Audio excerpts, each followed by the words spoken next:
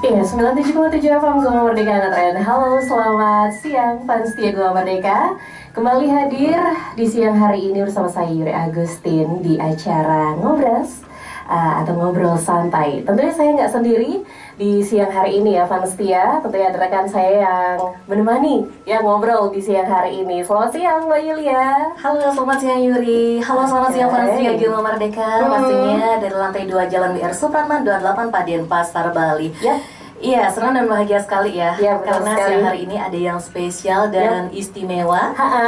Dan saya juga agak sedikit deg-degan ya di samping beliau ya. Lagi deg-degan nih. Iya, fans setia Gema Merdeka suatu kebanggaan bagi kami ya, karena siang hari ini ada Bapak Senator DPD MPR RI Komite 1 Bidang Hukum, Dr. Sri I Gusti Ngurah Arya Wedakarna MWS 3 SEM True MSI ya.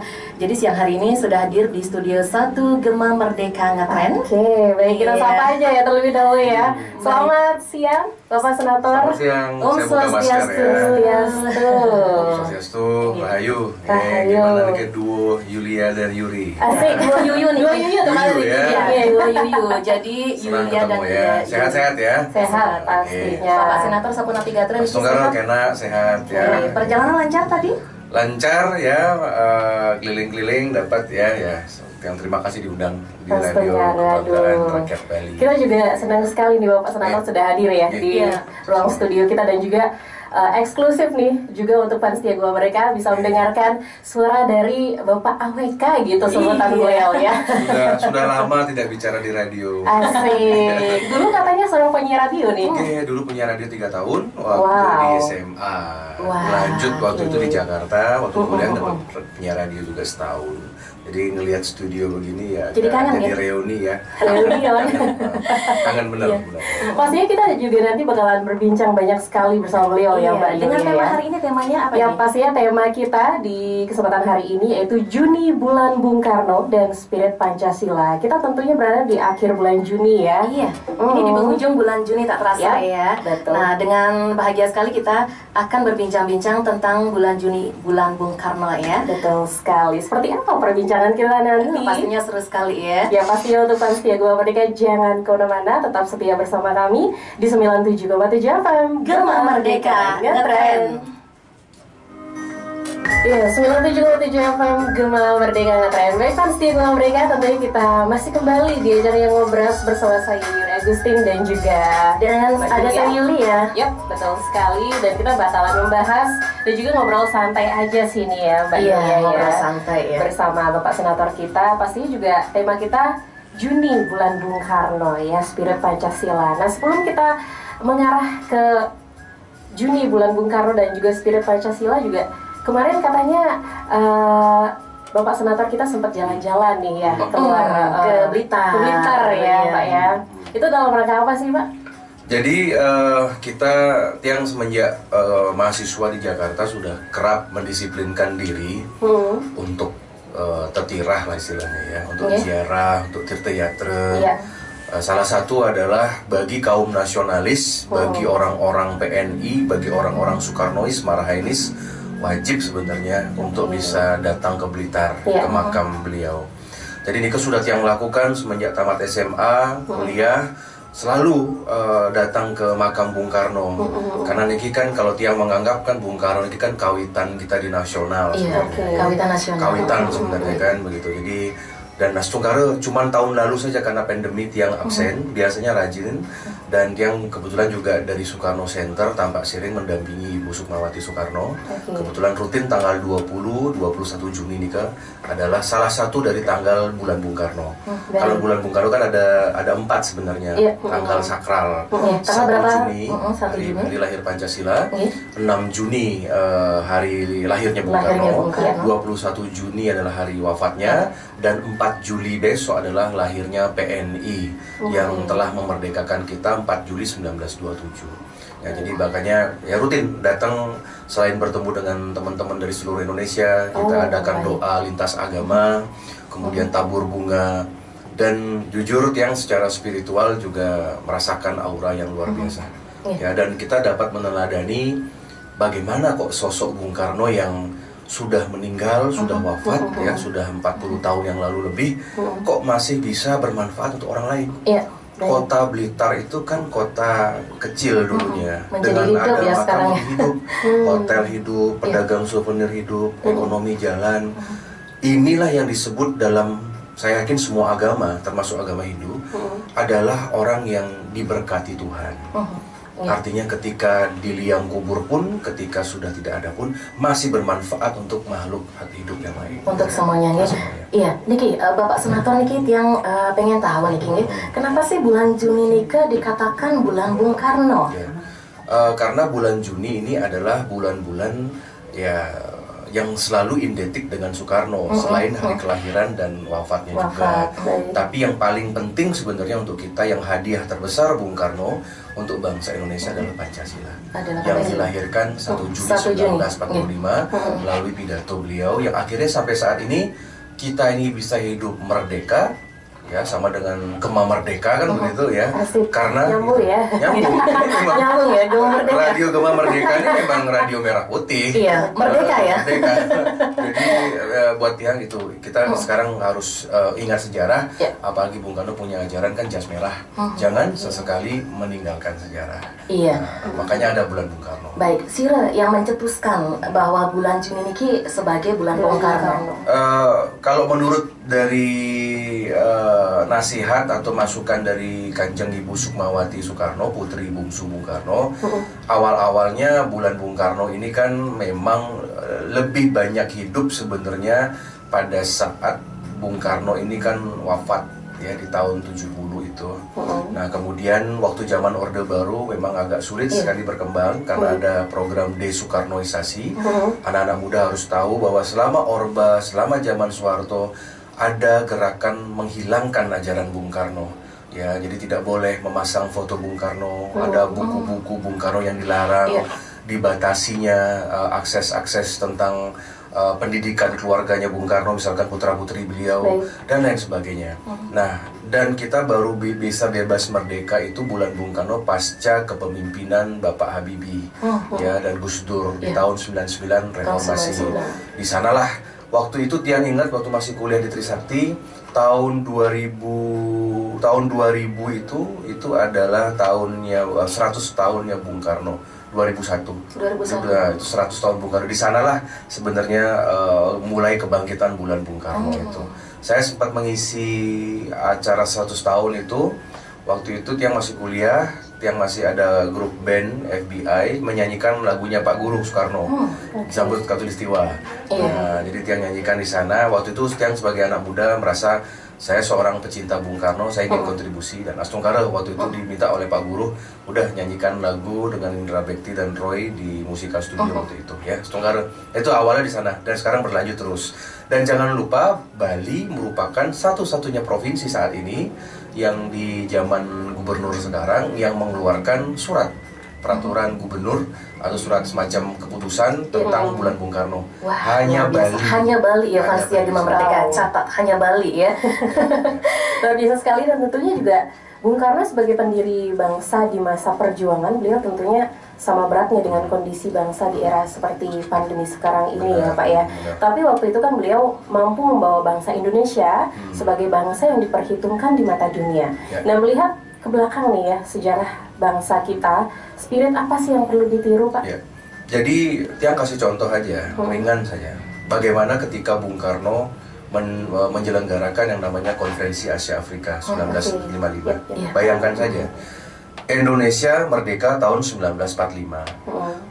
Beliau nekat mendirikan Konferensi Asia Afrika yang akan nantinya menjadi cikal bakal dari yang namanya Non-Alignment Movement atau gerakan non-blok, yang akhirnya menjadi CONEVO, jadi Conference of New Emerging Forces. Nah, bayangkan negara baru 10 tahun berdiri, belum memiliki lembaga-lembaga kementerian, belum memiliki sistem pajak, masih juga banyak pemberontakan lokal ya, seperti pemberontakan DITII, pemberontakan PKI, dan juga pertempuran-pertempuran kecil di beberapa wilayah. Beliau nekat membuat Konferensi Asia Afrika yang akhirnya bermanfaat untuk 55 negara Afrika dan 54 negara Asia. 109 negara dibantu oleh Bung Karno. Jadi sebenarnya gerakan Bung Karno ini kalau dilihat secara fair itu benar-benar meniru gerakan Gajah Mada. Kalau Gajah Mada adalah dengan Amukti Palapa Majapahit, kalau Bung Karno itu Asia Afrika dipersatukan. Seperti negara Sudan itu dimerdekakan oleh Bung Karno. India merdeka tahun 47 terinspirasi dari Bung Karno. Nelson Mandela dia bisa bebaskan Afrika Selatan karena ada Bung Karno. Negara-negara Timur Tengah, Arab juga begitu. Jadi kalau menurut Tiang, Bung Karno ini merupakan awatara. Ya, awatara kecil yang diturunkan oleh Sang Hyang Widi. Dan kita bangga bahwa Bung Karno ini kan ada darah Hindu. Karena ibunya adalah Nyoman Raisrimben dari Dadie Pasek, Balai Agung.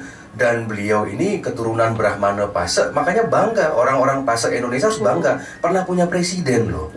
Nah, jadi tanpa adanya sosok ibunda yang sangat disayangi, sosok Nyoman Raisrimben, mungkin tidak akan ada nama Soekarno. Dan itulah menyebabkan kenapa Bali harus terdepan membela Bung Karno. Kenapa Bali harus cinta. Kalau buat Tiang, seorang Arya Wedakarna, kenapa kok saya senang sama Bung Karno, saya gandrung. Bukan karena urusan Bung Karno itu presiden proklamator hebat, tidak. Bukan hanya sekedar Bung Karno orang Bali, tidak. Tetapi misalkan kalau buat Tiang sebagai dokter, kita ingin mencontoh satu-satunya manusia di Indonesia dan di dunia salah satunya yang punya 26 gelar doktor honoris causa itu Bung Karno loh. Hanya Bung Karno saja. Mengalahkan ratu-ratu Eropa, mengalahkan presiden Amerika. Jadi sosoknya komplit. Agamais, religius, beliau intelektual, beliau juga ahli strategi, presiden yang hebat, beliau juga yang sosok yang mistis, beliau juga flamboyan karena istrinya ada 9, kan begitu. Jadi sosok Soekarno itu benar-benar menunjukkan sisi manusiawi kita.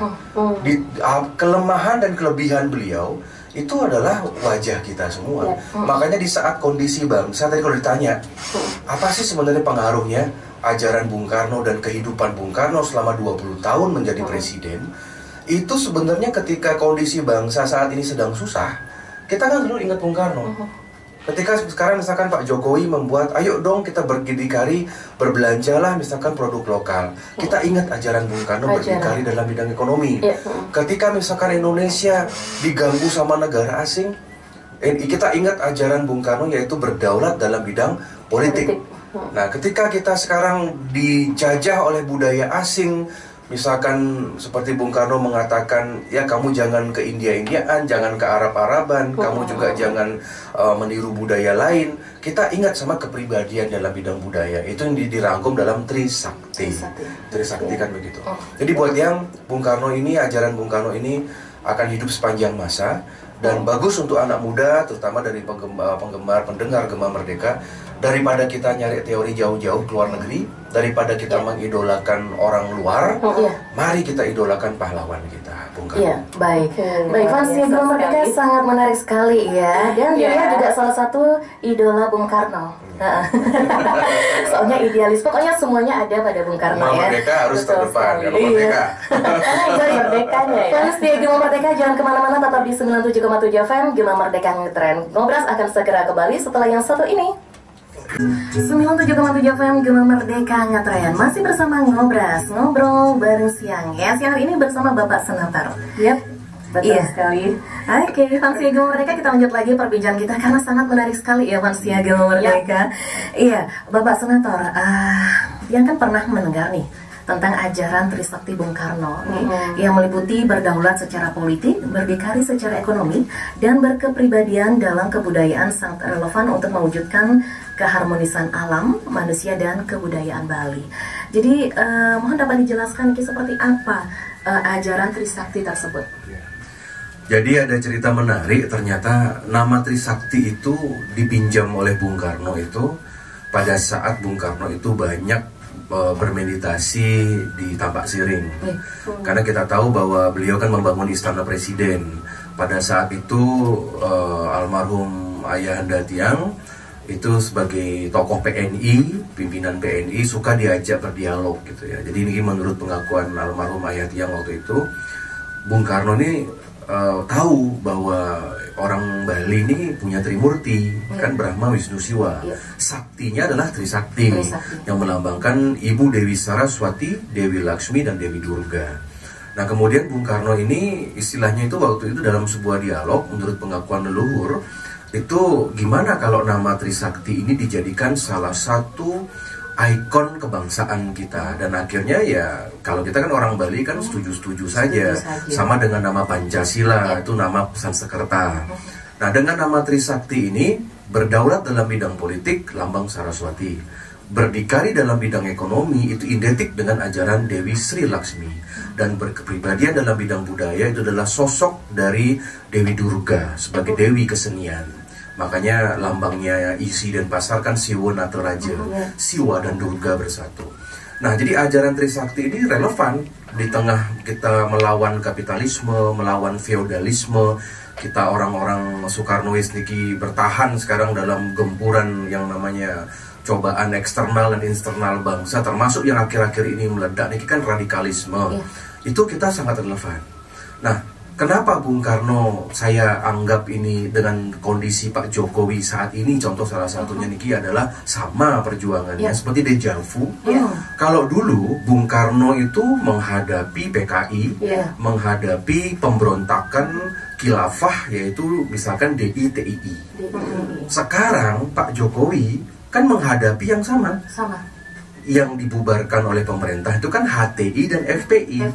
Jadi beberapa puluh tahun yang lalu Bung Karno melawan suatu pembentukan negara agama. Sekarang Pak Jokowi juga punya tantangan yang sama.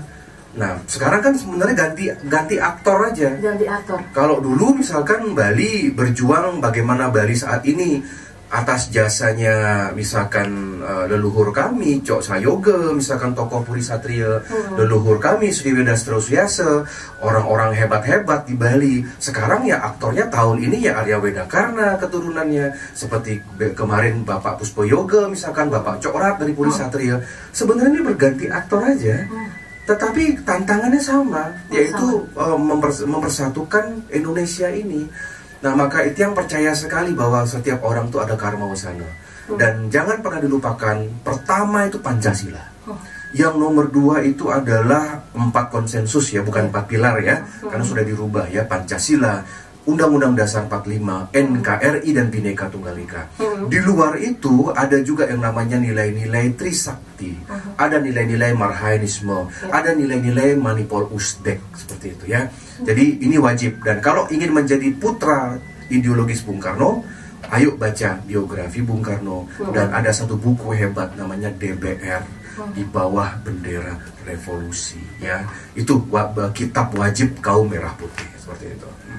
Wow, luar biasa sekali ya pengetahuan dari Bapak Senator. Dan ini nggak ada di kampus-kampus, nggak ada jalan ini. Nggak ada, biasa ya. Dan di sini pun saya jujur melihat beliau seperti Soekarno, mirip. Iya nggak sih? Benar kan? Benar sekali ya. Semangatnya, sepak terjangnya. Dan tentunya juga kita juga ingin tahu nih ya dari Bapak Senator, apa sih yang bisa kita kerjakan sebagai ungkapan syukur atau mungkin perayaan bulan Bung Karno masa pandemi mungkin masih dibatasi ya. Kalau dari Bapak Senator sendiri kan kemarin sudah ke Blitar gitu merayakan seperti itu. Kalau misalnya dari kita-kita nih, minimal begini deh, minimal ya. Kalau saya waktu saya jadi rektor gitu ya di Universitas Medan Data, saya itu wajibkan mahasiswa saya itu untuk baca buku Bung Karno. Dan bukan hanya baca. Mereka itu wajib untuk memasang foto Bung Karno di Instagram dan Facebook mereka, maupun mereka quote, karena ciri-ciri orang yang cinta sejarah itu begitu. Ya, contoh, coba deh Semeton lihat Instagramnya Arya Wedakarna. Pasti rutin kalau ada buku baru, pasti rutin kalau ada foto Bung Karno yang langka, pasti saya minta admin upload. Karena saya Soekarnois, saya jelas merah putih. Jadi jangan kita hanya menggunakan Bung Karno ini seperti dia kan politisi. Jangan sampai foto Bung Karno itu cuma dipakai menjelang pemilu. di Bali kan akeh. Iya. Baru menjelang pemilu, baru pasang baliho, ada Bung Karno. Kalau Arya Weda Karna ini kan punya 8 museum. Iya. Satu-satunya orang di Indonesia dari 265 juta orang yang punya museum Bung Karno tuh cuman Arya Weda Karna loh, cuman keluarga kami aja dari Tegak Kori. Di Renon kami ada 5 gedung, di Jembrane, di Beleleng, di mana-mana. Karena kami cinta dan dibuktikan karma wasananya gimana. Mungkin satu-satunya keluarga di Bali yang dikunjungi oleh presiden-presiden dari Bung Karno, Pak Habibie, Ibu Mega, SBY, Pak Jokowi 3 kali waktu itu cuman keluarganya AWK loh yang datang ke tempat kami, karena beliau-beliau presiden ini tahu siapa sih sebenarnya dari kami ini, karena kami ini pertama kita koleksi 100.000 judul buku. Wow, kita koleksi pusaka-pusaka beliau dan itu berat loh, 32 tahun itu kita sembunyikan di bawah tanah, itu di Puri di bawah tanah kita kubur. Kalau ketahuan sama Orde Baru itu dibakar. Makanya seperti mungkin contoh di Renon, Semeton kan lihat ada jalan, ada patung Bung Karno. Di Tampak Siring Nenten Soekarno Center ada gedung-gedung yang tiang buat, gedung Kanevo, Trisakti, Pancasila. Itu dulu jangan harap itu ada. Gitu. Jadi selama 32 tahun ini memang kami didiskriminasi. Nah, maka dari itu makin anak-anak muda ya sekarang contohnya apa ya, misalkan ayo dong kalau ketemu misalkan ya pertama follow dulu lah, ini teknis ya, follow dulu Instagram yang ada Bung Karno-nya. Ada Instagram Big Bung, ada Presiden Soekarno, ada yang merah putih, yang mana itu follow dulu. Ciri-cirinya di sana. Apalagi nanti kalau anak muda ingin jadi PNS, anak muda ingin jadi polisi, ingin jadi TNI, anak muda ingin bekerja di BUMN. Nanti kalau anak-anak muda yang tamatan lagi kerja, kan dilihat semua yang di follow siapa. Yang follow itu siapa. Jadi buat kalangan pemeriksa nih, kalau sudah ada foto Bung Karno, 50% masalah selesai. Ayo kita foto yuk. Ternyata Pak Senator kita milenial juga ya. Karena teman-teman di Jakarta sih biasa begitu. Mungkin di zaman Pak Jokowi satu jalur ya. Saya sering-sering tanya, kebetulan kan yang ikut grup WA personalia nih, terutama BUMN. Saya tanya, Pak Ibu, gimana sih cara anak-anak ini? Oh, kami periksa kayak Pak Senator, kami periksa Instagramnya. Kalau ada orang ngelamar, dilihat dulu. Pertama, dia itu lahir dari keluarga yang harmonis apa enggak? Contohnya jas merah. Kalau ada anak muda tidak berani atau tidak mencantumkan foto orang tuanya di Instagram atau malu atau bagaimana, itu udah dianggap kurang ajar. Sebenarnya mudah sekali ya. Kan tinggal cari foto atau foto bersama. Yang kedua, kalau sudah ada foto Bung Karno, apalagi ada foto Pak Jokowi. Contoh Pak Jokowi kan ulang tahun kemarin 21 Juni. Ada anak-anak muda yang revolusioner ada. Selamat ulang tahun ya Pak D Jokowi. Padahal anak mudanya milenial. Itu besok kalau ngelamar kerja aman itu. Aman. Apalagi HRD-nya Pak AWK sendiri. Iya, lagi begitu ya. Iya.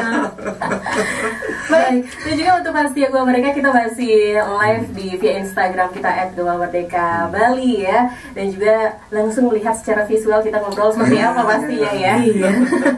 Dan untuk fans Setia Gema Merdeka pasti jangan kemana-mana, kita pastinya akan kembali ya lagi bersama Ngobras tetap di 97,7 FM Gema Merdeka Ngetren. 97 FM Gema Merdeka Ngetren. Semakin siang semakin menarik ya Yuli. Betul sekali. Semakin panas. Semakin panas ya, membara. Semangatnya ikutan membara nih Yuli. Iya, jangan lupa nanti setelah siaran ini langsung di follow yang berkaitan dengan Bung Karno ya. Dan Jokowi. Dan Jokowi, yeay. Warga milenial jangan lupa diupload foto orang tuanya. Ya, yang baru lulus kemarin. Benar. Dan jangan lupa jangan di private. Itu penting. Oke, dilarang digembok. Jangan di private. Jangan digembok ya. Ya nanti kalau misalkan mau cari kerja kan wawancara tuh. Dan pasti pertama akan di Google. Jadi oleh HRD. Kemudian makanya banyak prestasi. Yang kedua, jangan digembok. Karena misalkan Anda nanti ngelamar kerjanya ke Gema Merdeka. Kan kalau Gema Merdeka follow kan ketahuan. Makanya anak muda buatlah Instagram yang baik. Jangan hanya menunjukkan gaya hidup hedon. kan gitu, Yap, yang sederhana. baik. Contoh nih misalkan, ada anak muda kenapa banyak nggak dapat pekerjaan di Bali? Baik. Misalkan dia mengejar UMR cuma 2,5 juta kan di Baik, Bali. baik. Tetapi dia di Instagramnya penuh dengan stay di villa yang 5 juta per malam. Wow, hidup hedon nih. Iya, jadi HRD itu cerita sama saya, gini, Ji, lebih baik saya kasih anak-anak yang Instagramnya sederhana, Yap. orang tuanya sederhana, Oke. dia butuh pekerjaan. Ya. Misalkan kalau ada anak bawa tas mahal, kemudian hedon, walaupun dia masuk ke klub di Sanur, di Canggu, cuman minum es teh doang kan, foto kan gitu, Oke. tidak bisa beli koktail, tapi itu kayak hidup tuh bahaya buat pekerja tuh bahaya.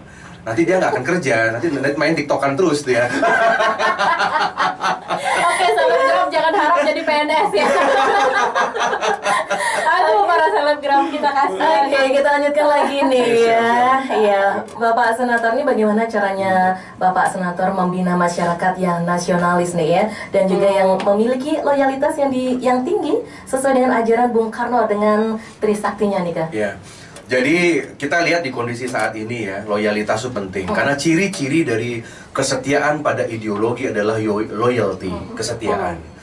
Jadi kalau mau anak muda terpakai sama bangsa ini, terpakai oleh sistem negara ini, Anda jangan ke kiri, jangan ke kanan, jangan terlalu radikal, jangan terlalu ultranasionalis, tapi Anda harus tengah-tengah Pancasilais. Pancasilais. Anda akan terpakai.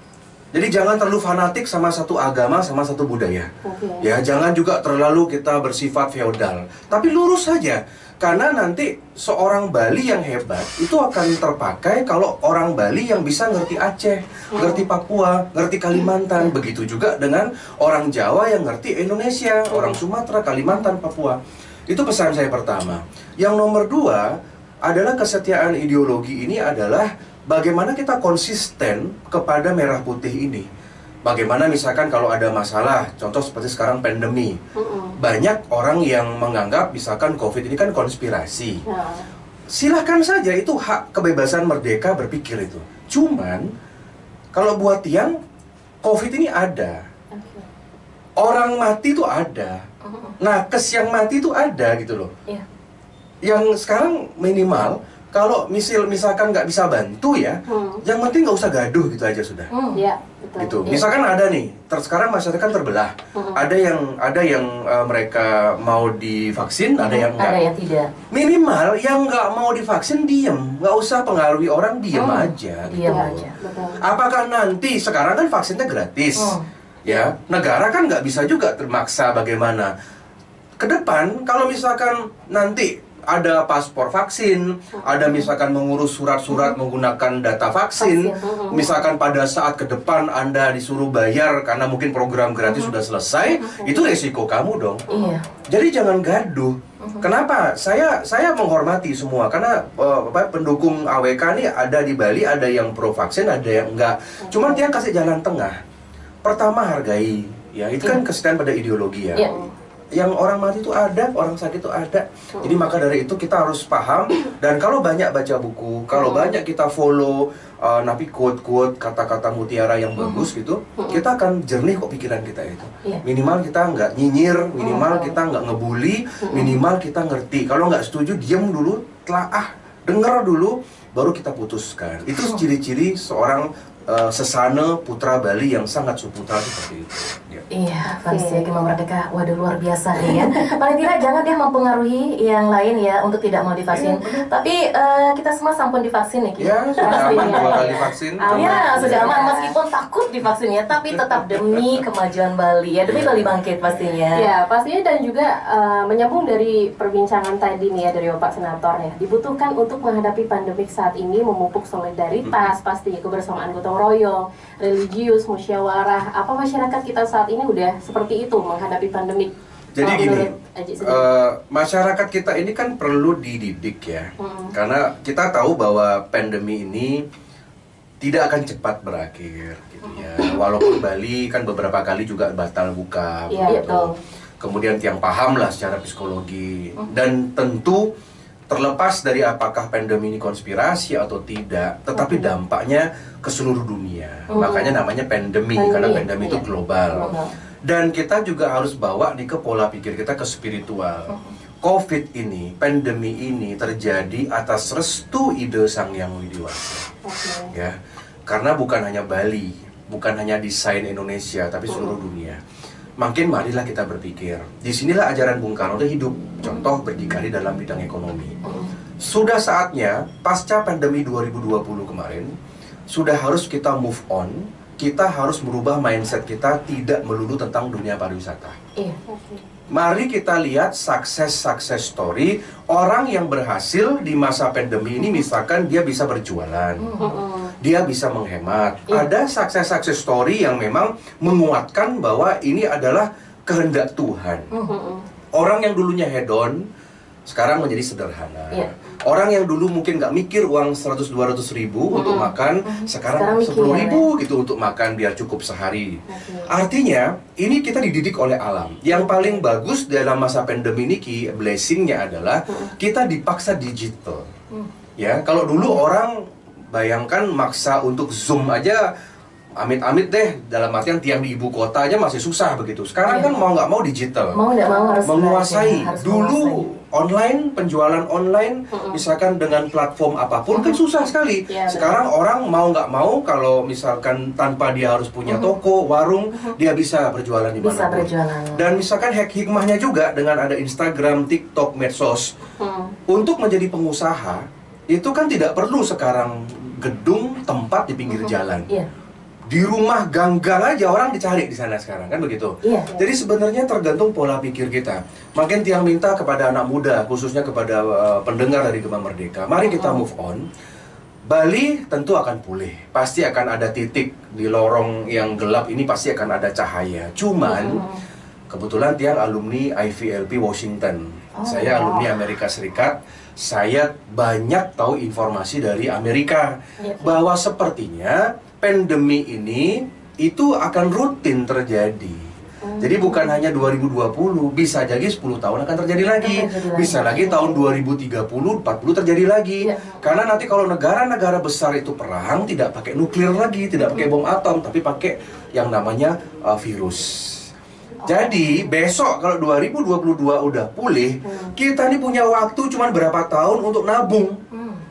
Nabung, punya uang 150 ditabung. Jangan terlalu banyak, misalkan kita investasi di tanah. Memang paling aman sekarang tabung deposito di bank-bank yang memang terpercaya, kan begitu. Kedepan jika misalkan besok perang dunia ketiga terjadi, siapa tahu Amerika sama Cina perang, atau misalkan gejolak di Eropa, kita dampaknya di Asia Pasifik terjadi lagi seperti ini. Dan ingat, Bali ada 3 cobaan yang akan menghantui generasi Bali. Pertama adalah tentang adanya gunung berapi, karena di bawah Bali lahar. Kemarin 2017 Gunung Agung meletus saja sudah tutup airport. Sudah diberikan peringatan sebenarnya sama Tuhan. Yang nomor 2, kita ini selalu terancam dengan namanya terorisme. Kita sudah 2 kali dibom, 2002-2005. Ya, jadi penguat untuk kita. Yang nomor 3, kita terancam dengan yang namanya flu atau virus ini. Nah, makanya sekarang ayo kita berdikari seperti kata Bung Karno, investasi, pendidikan yang tinggi, cari pekerjaan yang baik. Kalau punya anak 4, jangan semuanya ke pariwisata. Ya, 1 suruh sekolah teknik, 1 suruh sekolah ekonomi, satunya pariwisata boleh, satunya mungkin di bidang sospol atau hukum biar bisa jadi PNS. Diatur semuanya mulai sekarang. Jangan sampai terjadi yang seperti kemarin yang bertemu dengan keluarga di Gianyar, ada yang curhat kepada Tiang, seorang keluarga, 4-empatnya kerja di tourism, habis semuanya, cicilan nggak bisa bayar, motor ditarik, semua restoran tutup semua. Makin mulai berpikir, dan harus orang tua yang mengatur anaknya, dan anaknya harus punya visi. Ya, makanya makin mumpung tahun ajaran baru, kalau bisa ambil sekolah yang mungkin jangan yang berkaitan dengan pariwisata. Mungkin yang lain, hukum. Salah satu yang hidup di zaman pandemi ini adalah insinyur. Insinyur AC, insinyur listrik, insinyur kolam, itu hidup. Karena kenapa? Di hotel-hotel itu kan harus ngerapiin ini kan, maintenance AC ya. kolam renang kan, itu yang hidup, bener nggak? Ya benar. Karena kan lama ditutup, lama gak kepake, rusak jadinya jadi kan. semuanya. Makanya lulusan SMK itu hebat. Iya. Itu berdikari Bung Karno itu. Iya, berdikari Bung Karno. Jadi fans setia Gema Merdeka jangan kemana-mana dulu ya. Ada yang mau lewat dulu, tetap di 97,7 FM Gema Merdeka ngetren. 97,7 FM Gema Merdeka ngetren, bukan pujangga ya. Aku bukan pujangga. Aku seorang penyiar yang siang hari ini dengan bahagia sekali ya bertemu langsung bersama Bapak Senator, dan kita digodok nih ya, digodok untuk menjadi semangat seperti Bung Karno. Ya betul sekali ya. Luar biasa sekali, tadi juga sudah banyak perbincangan kita ya mengenai Bung Karno, apa itu Pancasila dan juga pandemik ya tentunya. Iya, ini Yuli ada satu pertanyaan nih Bapak Senator ya, yang dari kemarin itu yang mengganjal di pemikiran nih ya. Jadi untuk rencana-rencana terkait dengan kepemimpinan Bapak Jokowi ini seperti apa? Jadi gini, saya mendukung amandemen Undang-Undang Dasar 1945 dan sepertinya Arya Weda Karna ini agak cenderung setuju kepada pemilihan presiden lewat MPR. Ya, jadi nanti kita kan rencana ini kan akan ada amandemen, akan ada amandemen kelima yang dimana produk reformasi ini setelah kita evaluasi Punapi niki dijalankan atau tidak. Nah, jadi begini, kita ngelihat ke Bung Karno. Dalam sejarah Bung Karno itu kita dulu pernah punya presiden seumur hidup. Iya, Bung Karno itu Bung ya. Karno. Dan itu diberikan amanat oleh MPR. Tahun 1955, pemilu raya di Indonesia, pemilu paling demokratis, itu yang menempatkan PNI menang nomor 1. Tetapi waktu itu dibuntuti oleh PKI. Ya, karena kekuatan PKI itu ada. Sekarang di era Pak Jokowi, kaum nasionalis ini kalau dihitung pemilu sekarang ini menang. Cuman diikuti oleh mereka yang agak pro terhadap radikal. Pro radikal ya. Radikalisme, mereka yang ingin mendirikan negara khilafah. Seandainya kita berbicara tentang Indonesia ke depan, kita belum menjamin pasca 2024, pasca Pak Jokowi lengser, itu kita nggak menjamin siapa presiden yang bisa menjaga Indonesia ini loh. Karena ada presiden-presiden, calon-calon presiden yang di-endorse oleh kelompok-kelompok radikal. Saya nggak usah sebut namanya. Yang sekarang nyinyir, yang sekarang melawan Pak Jokowi, yang sekarang misalkan membuat manuver-manuver yang tidak baik. Jadi Bali akan bersuara, saya akan dukung, kebetulan tiang di panitia perancang undang-undang, selain menjadi anggota DPD, kami juga adalah anggota MPR. Nanti kita bersidang. Bali akan bersuara, kita dukung amandemen kelima, kalau bisa kembalikan kembali presiden dipilih oleh MPR. Jadi hanya 700 orang yang milih itu. Untuk menjadi presiden. Untuk menjadi presiden. Karena kenapa? Kita harus pilih yang namanya presiden nasionalis. Kalau seandainya misalkan tahun depan sudah atau tahun ini kita amandemen, kalau nanti kami memutuskan Pak Jokowi mau 3 periode, ya Pak Jokowi harus ikuti, gitu loh. Ya, berarti ini pengulangan sejarah ya. Sejarah, karena Pak Jokowi tidak akan bisa masuk ke periode ketiga kalau misalkan pilpres seperti sekarang, karena sudah amandemen hanya 2 periode. Dan ini dulu pernah dilakukan Bung Karno ketika Bung Karno merasa pasca 1955 itu kan mau pemilu lagi. Tetapi kalau pemilu tahun 60 itu terjadi, itu PKI bakal menang.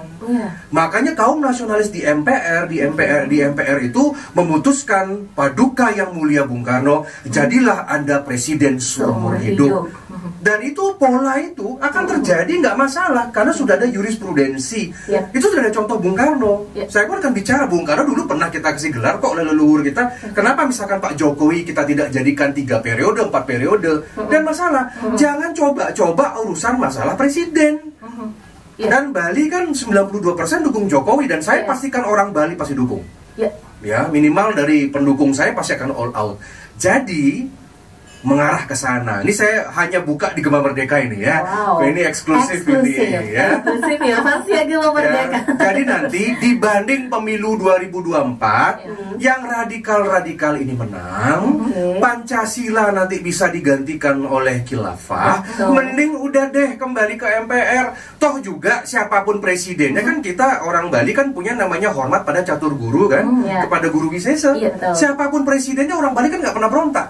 Selalu hormat karena ada ajaran. Dan tenanglah, yang penting kami akan mengatur itu semua. Yang penting sekarang bersatu kaum nasionalis ya. Nanti kita Astungkara cenderung ke mandataris MPR seperti itu. Luar biasa sekali ya. Saya kalau ngomongin politik kayak gini deg-degan, tau gak sih Pak? Saya takut salah ngomong. Saya jawab apa ya sekarang ya? Jadi iya aja. Wawasan ya. Tapi wawasan saya juga ada lah. Sekarang ya, jadi mengerti ya. Oh ternyata begitu ya. Betul. Iya. Ya, pokoknya kalau kita sih mendukung Bali selalu mendukung bagaimana pemerintah apapun yang terbaik buat yang kita terbaik. ya. Buktinya Bali nomor 1, pakai masker nomor 1, vaksin nomor 1, prokes nomor 1. Semuanya nomor 1 Bali. Itu artinya Bali itu dalam hal kesetiaan, loyalty, itu jalan. Baik. Mantap ya. Wow, luar biasa. Head on. Tapi head on dalam wawasan nih ya, benar. Kita ini ya. Oke, tentunya juga pembahasan kita sudah lumayan habis ya. Lumayan habis nih ya. Tapi Waktu juga sudah merapat. Kita akan refresh sedikit. Ya, refresh sedikit ya karena dari tadi kita ngomongin berat politikis. Berat saya Pak, berat ya. Oke, jadi kita mau main game sebentar nih guys. Kita main bersama Pak Senator. Hanya Gema Merdeka ya yang berani mengajak game baru Bapak Senator ya, para pejabat ya di sini. Tapi gamenya bukan game yang abal-abal ya. Cuma ya kita sekedar refresh aja. Oke, dari Yuri dulu. Oke, ini sesi games. Tentunya Bapak Senator juga harus menjawab secara cepat ya. Nggak boleh mikir, sep gitu. Oke, cus. Oke, untuk Bapak Senator kita nih, lebih memilih ketinggalan HP atau ketinggalan dompet? Terus alasannya apa? Ketinggalan dompet. Kenapa? Karena saya sudah berapa tahun ini kan nggak pernah bawa dompet, karena dibawa ajudan. Aduh, yang ini ajudannya yang mana nih? Yang bawa dompet lain, yang bawa handphone lain. Kalau handphone kan buat kerja. Kalau dompet yang Astungkara, ya saya baru sadar lo nggak pernah bayar sesuatu sendiri, duit keluar, dompet pun kosong ini, jadi ajudan. Tapi kalau dompet kosongnya nggak bawa dompetnya Bapak Senator beda dengan kita. Kalau kita nggak bawa dompet ya benar-benar kosong sih payung deh. Misalnya si pes nang ketek ya. Oke, pertanyaan selanjutnya. Oke, untuk game yang kedua. Nah, kalau pejabat-pejabat itu kan biasanya kemana-mana bareng ajudan, dan juga ajudan dan juga ya semacam pengikut lah ya, banyak yang protokol. Pasnya protokol, saking groginya lupa ngomong protokol. Mohon maaf ya Pak protokol ya. Iya. Terus kalau dulu sebelum jadi pejabat kan kemana-mana lebih santai sendiri. Nah, mungkin Niki Bapak Senator mana sih enakan kemana-mana sama protokol atau kemana-mana sendiri? Sebenarnya kalau menurut Tiang selama 13 tahun pendidikan saya kan sendiri. Karena waktu di Jakarta kos, ya di sana. Pernah kos juga Pak Senator? Kos ya, belum zamannya apartemen itu. Memang kan orang Soekarno kan harus marhen dari bawah. Ya betul Pak. Terus menderita gitu ya. Udah tuh zaman tuh belum ada ATM yang dijatah gitu kan ya. Jadi itu struggle. Kan Tiang masuk Trisakti kan 98. Waktu sekolah di Australia sama di pendidikan di Amerika juga sendiri. Masak sendiri, semua sendiri. Jadi sebenarnya the whole my life itu memang sendiri seperti itu. Nah cuman karena sekarang sudah menjadi pejabat negara, kan ada protokol tuh kan ada yang namanya ajudan, ada namanya walpri pengawal, ada namanya sekpri kan gitu kan macam-macam nih. Ini merapat semua. Artinya sebenarnya bukan gagah-gagahan, memang ada fungsinya. Fungsinya adalah untuk ngatur jadwal. Jadi seorang senator itu fokus kepada debat dia konten. Benar. Seperti sekarang nih, yang fokus kepada konten untuk bagaimana biar omongan senatornya berkualitas. Kan gitu. Istirahat yang bagus, kan yang gimana, pokoknya harus refresh begitu. Urusan teknis itu memang tim. Ya, mungkin kalau menurut Tiang nanti boleh diperiksa nih di Jakarta. Kalau Tiang itu datang ke semanapun itu selalu bawa 3-4 orang. Ya, kalau yang lain enggak. mungkin sendiri aja gitu loh, karena bukan gagah-gagahan. Pertama gengsi Bali.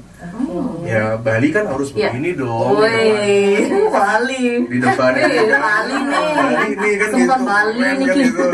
Yang nomor 2 memang ya pertama kita kan memberdayakan. Iya. Kalau tiang dapat gaji dari negara, ya saya harus menghidupi orang dong, minimal kan tiang buka lapangan pekerjaan. Iya.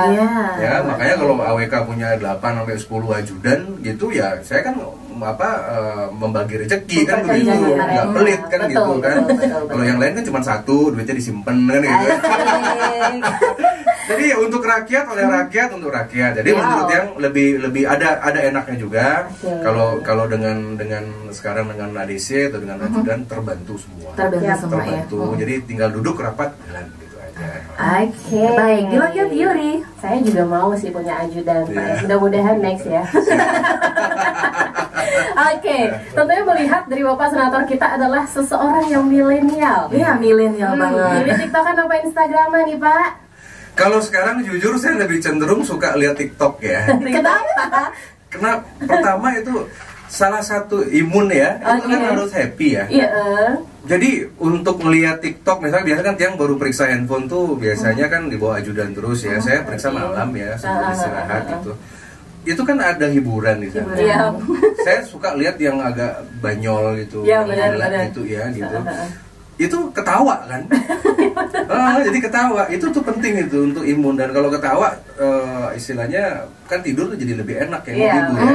Kalau Instagram itu lebih karena yang orang politisi banyak ngelihat berita-berita kan, Iya, berita berita-berita. Jakarta, berita pusat.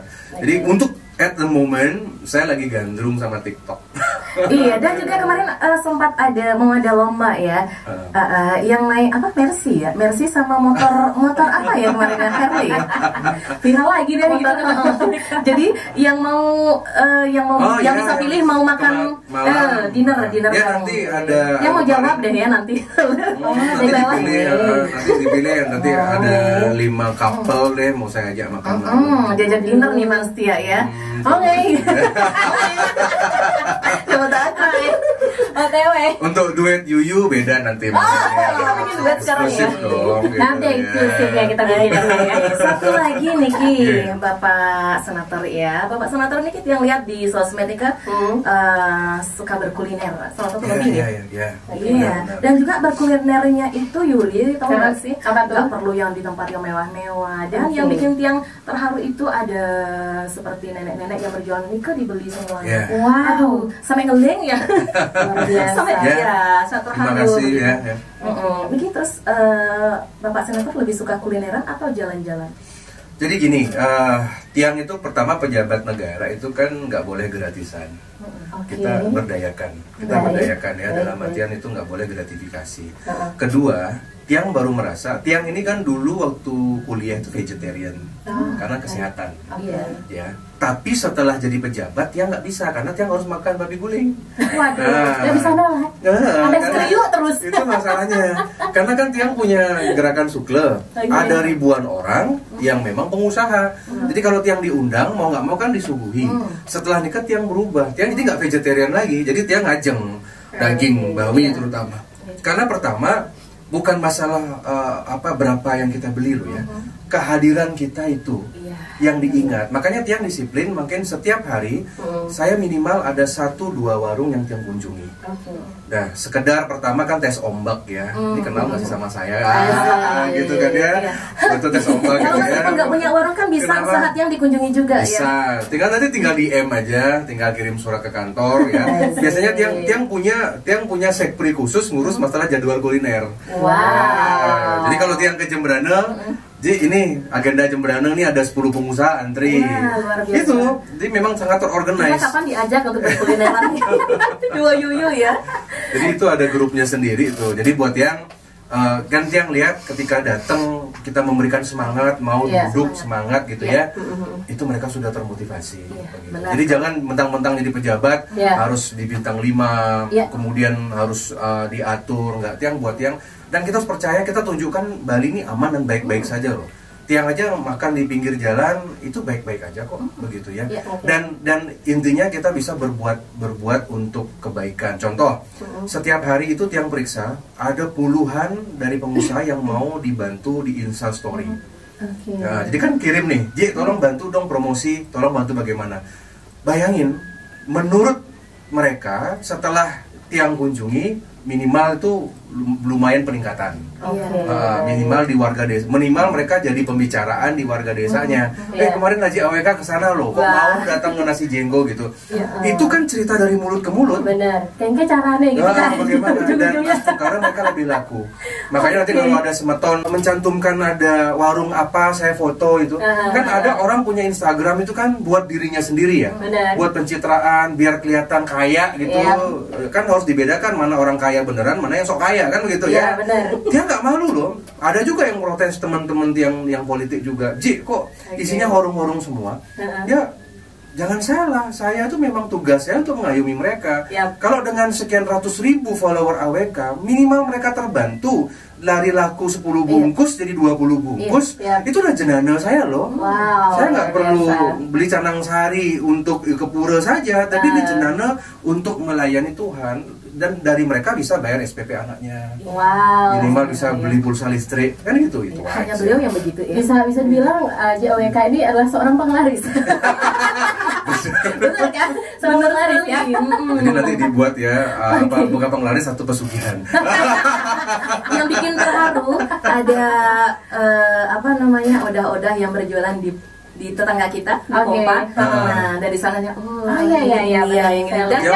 dia orangnya suka nggak tegaan. Makanya yang di TikTok itu kan tidak melulu urusan goyang-goyang gitu ya. Kemarin juga di TikTok saya lihat. Kemarin tuh kan jadi menurut tiang datang ke seluruh provinsi itu selalu minimal saya ingin berbagi. Karena tiang orangnya nggak tegaan. Bahkan kemarin seperti di Jawa itu saya rela suruh sopir tiang muter berapa kali untuk cari, pokoknya dicari ibu itu, karena kan saya lihat itu ibu itu jualan nggak laku, pokoknya udah walaupun jauh muter aja, pokoknya harus cari. Tiang orangnya begitu.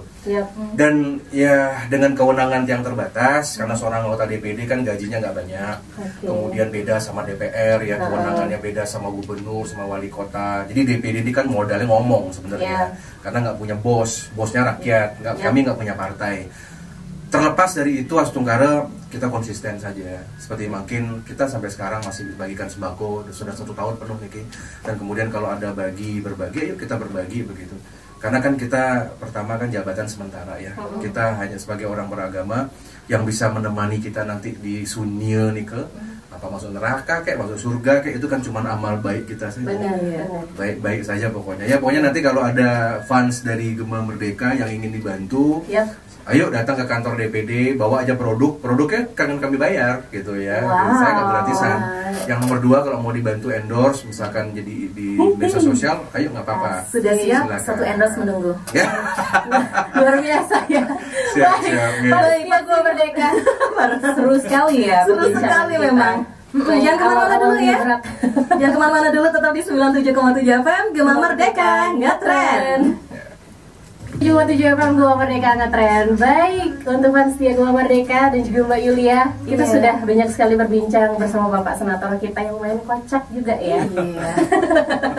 Jadi nggak terasa waktu kita sudah 1 jam berjalan fans setia Gema Merdeka. Betul sekali. Terima kasih atas kebersamaan Anda, dan untuk Anda yang sudah nonton di live Instagram Gema Merdeka Bali dan stay di 97,7 FM Gema Merdeka ngetren ya. Mohon maaf jika ada salah kata, dan pastinya sebelum ditutup Yulia ingin mendengarkan pesan dan kesan dari Bapak Senator kita. Ya, silakan Pak. Ya, pertama untuk generasi muda Bali khususnya, ayo kita mulai salira move on ya. Kita hadapi pandemi ini, ada percaya sama pemerintah, memang susah tapi kita akan bangkit, kita akan berjaya Bali ke depan ya. Jadi ada suatu situasi yang hebat. Yang nomor 2, yang ingin bahwa sosok politisi itu nggak selalu serius ya.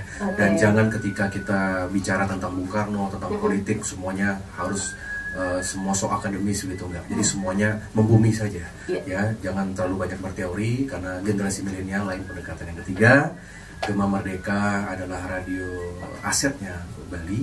Harus tetap kita dukung, harus tambah banyak follower dan pendengarnya, tetap semangat. Yang pasti kepada misinya bahwa Gema Merdeka adalah radio merah putih. Ya, jadi satu-satunya mungkin kalau di Bali ya, yaitu di Indonesia Timur yang pakai nama Merdeka kan, ya, ya. betul. Pasti apalagi dari foundernya juga orang-orang sahabat-sahabat almarhum ayah saya dulunya. Ya, jadi tetap semangat ya, Merdeka. Merdeka. Merdeka, nggak keren. Baik, terima kasih banyak untuk fans setia Gema Merdeka yang sudah nonton juga di live Instagram kita @gemamerdekabali. Dan tentunya saya di sini Yuri Agustin Dan ada saya Yulia. dan juga ada Bapak Senator kita pamit undur diri. Terima kasih. Ya. Jika ada salah-salah kata dari kita mohon maaf ya. Pastinya jangan kemana-mana, setelah ini masih ada program acara Halo GM. Jadi keep stay tune di 97,7 FM Gema Merdeka ngetren. 97,7 FM Gema Merdeka ngetren.